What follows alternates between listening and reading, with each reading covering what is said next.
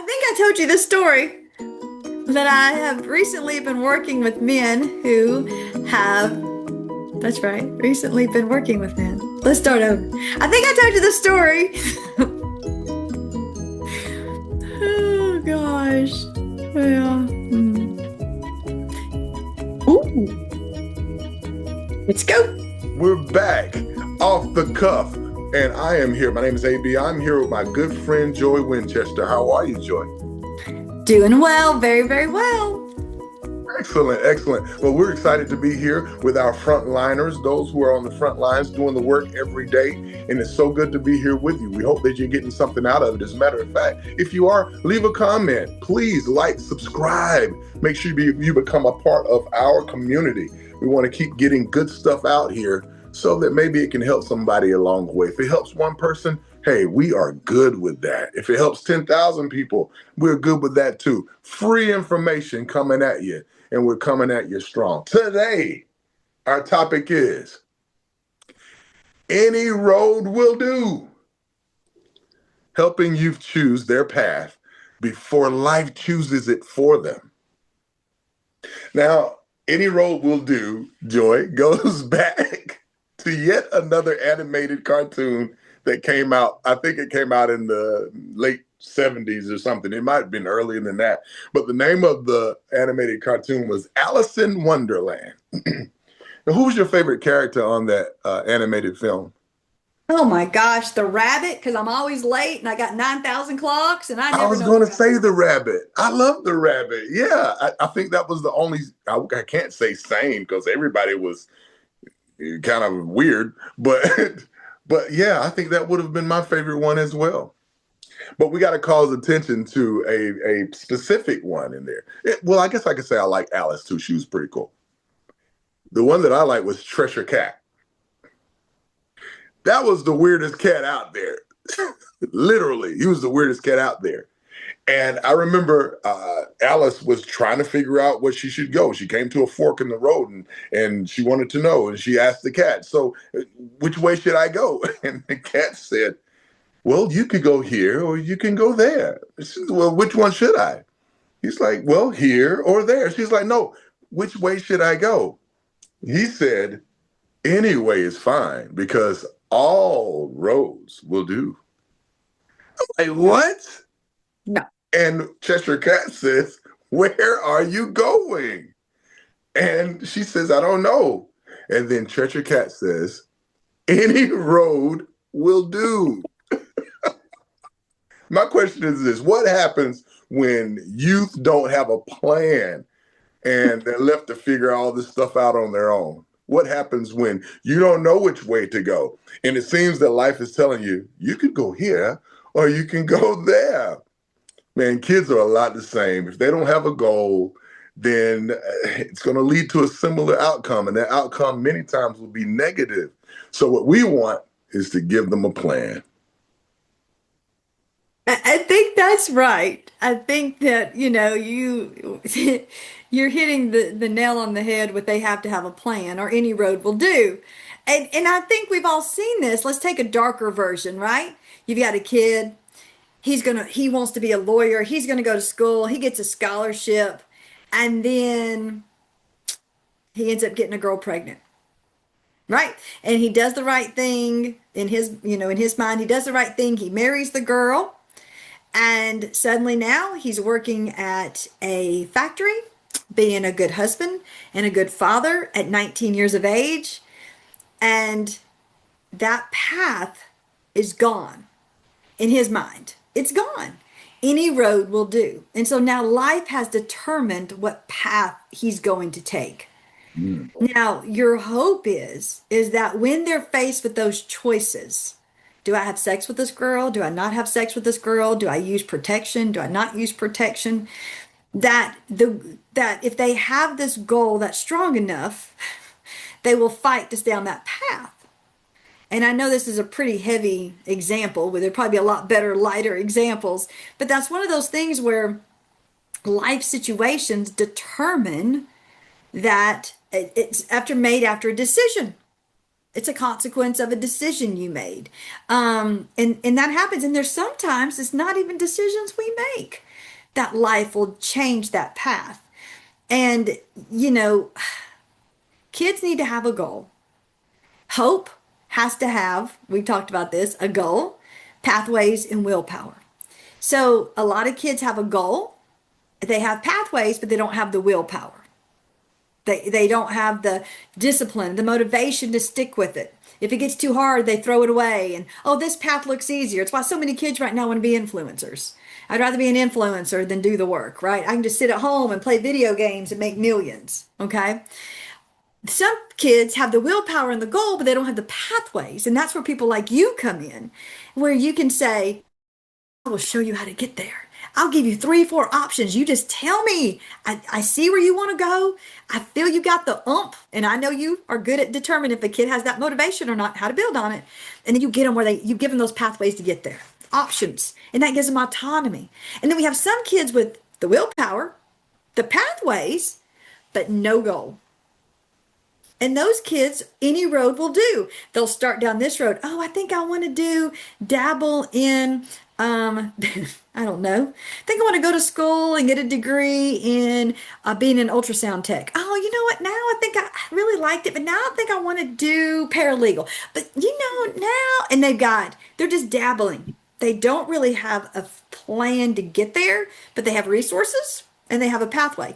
One thing really cool about our kids today is they have more resources than they've ever had before in any generation. We have YouTube, it's alone, you can find information and become smart. The pathway is there, right? There's things you can do. And I mean, I was looking at resources from India the other night to help with some stuff with children with autism. And it's amazing what other countries are doing. But here's what's crazy, Anthony. You literally can click a button and what they're doing in India is sitting in your computer in Alabama. Be kind, be curious, and keep showing up. Guess what, everybody? Joy's written another book. Tell us about it, Joy. It's called When in Doubt, Assume Brain, and it is stories from the front line, but I've linked it to neuroscience and challenges for the reader to grow in their work. So go and get the book. If we had had it, I don't know, Joy, would we have gone to college? No, but anyway, but we do need to make sure that we give them that plan of action and assist them with how to get that plan of action. Don't allow it to be something that we come up with for them, but give them the path on how to get there. Any road won't do. If you're 3'2", the NBA is probably not going to be in your near future unless you're doing another category of NBA, but maybe not on the court. So there are some things that we should be realistic about. If a kid does not like to add and all that kind of stuff, then we're not going to sit there and tell them, hey, you're going to be a rocket scientist. It's just a different thing. So I think that if we give them the tools that they need and help them with that plan, show them the vision, show them what they are good at, give them a little help with that, man. Hey, listen, I noticed that you this and you that. Why don't we venture over there? You ever thought about maybe the military? Have you considered this? Have you considered that? Let me bring some people in to come and talk to you. Hey, let's go over here. And I've got a doctor friend who can tell you all about how it is being a doctor. You don't like blood. Maybe you don't want to do this specific type of nurse. Maybe you want to do this over here. I had a kid that said they wanted to be a vet. It turns out all they really wanted to do was work at a dog pound. So it's like, but when you dig and you dig and you ask the right questions the right way, at the right times, you can get the better answers that can help them to that path. And then it won't just be any road goes, because it's just not like that in life. And we're here to guide them on the ways that they should go and can go. Now, Joy, we got to give our people some solutions here. We got to give them some techniques and strategies like we do so often. So we got to tell them what they can do so that they won't just be wandering aimlessly and not coming to any kind of expected end. I think the first is be realistic. You know, my daughter was a competitive swimmer, started at 5, swam till 23. She's 5'2". She always wanted to go to the Olympics. We had more Michael Phelps stuff in this house, but we let her swim and she loved it. And it was great mental, physical exercise. But was she going to go to the Olympics? No. And she knew Going to state for her, going nationals for her was a pretty big deal. That's it, right? She in high school was brilliant and got into their EMT program. Got her Mm. EMT license. Hates germs, hates blood. Biggest waste of time and money when she did her first ride-alongs. She could pass all the tests, but she couldn't be around. That's why this thing is so interesting to me, because a lot of times our gifted kids, they can overextend because they're so curious about the world Yeah, that they want to try everything, right? My right. son fell into welding and he was like, this is the best thing ever. I like fire and I like building and I can make some money. It's the best thing ever. And I get out of school half a day. Count me in, buddy. So he was fine. My daughter, on the other hand, was like, I'm going to do this and this and this and this and this. 3 languages, accelerated this, EMT license, da, da, da, presidential scholarship, all over the place, all over. So having a realistic goal and, making, I think that's true. And sometimes it takes parents not destroying dreams, but just saying, look, you're 5'2". You're a swimmer. You got to have a wingspan like an albatross. Okay. You're literally weighing 108. You're not going to get to where some of these girls were giant. You're just not going to be able to beat them. Yeah. I know So you want that to be a realistic. singer. I know you want to be a singer, but your voice is just, it's just not that. I'm sorry. Yeah, I can't. I have no rhythm. Do not Honesty put is a me part on, of it, Joy. Honesty is a part of it. You got to be honest with them. You got to give them all their options. At the same time, you got to show them the things that they may not be as good at. But show them even in that how they could also operate. If you can't sing, guess what? All singers need a manager. If you can't sing, maybe you could be a studio engineer. There are still things you can do. Hey, I can't play football. Maybe you could be a coach. Maybe you could be an assistant. Those are guys that make the money anyway. So, hey, you can still do that. One thing that I would tell them also, Joy, is they should have an adult mentor. Make sure you have a mentor, someone who's been down that path, because a mentor equals a guide, somebody that can guide them. And it's a great connection.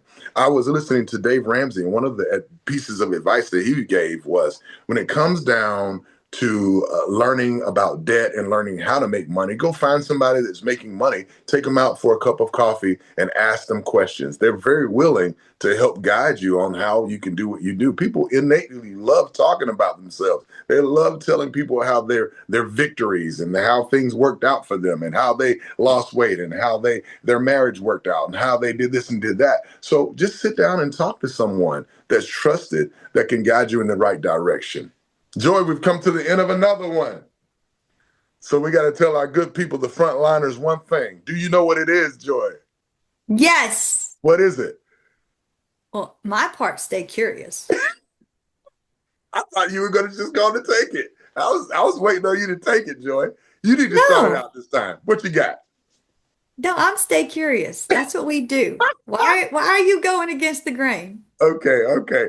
Be kind Stay curious. and keep showing up. Don't go against the grain. I wrote a book.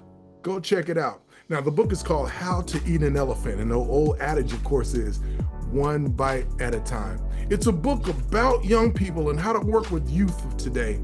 But it's more about you, the adult, the person that cares for the young person, the advocate, the person that works with young people all the time. I want you to check it out. Finally, a book written by someone who's walked the walk and not only talks the talk. Real talk. Deuces.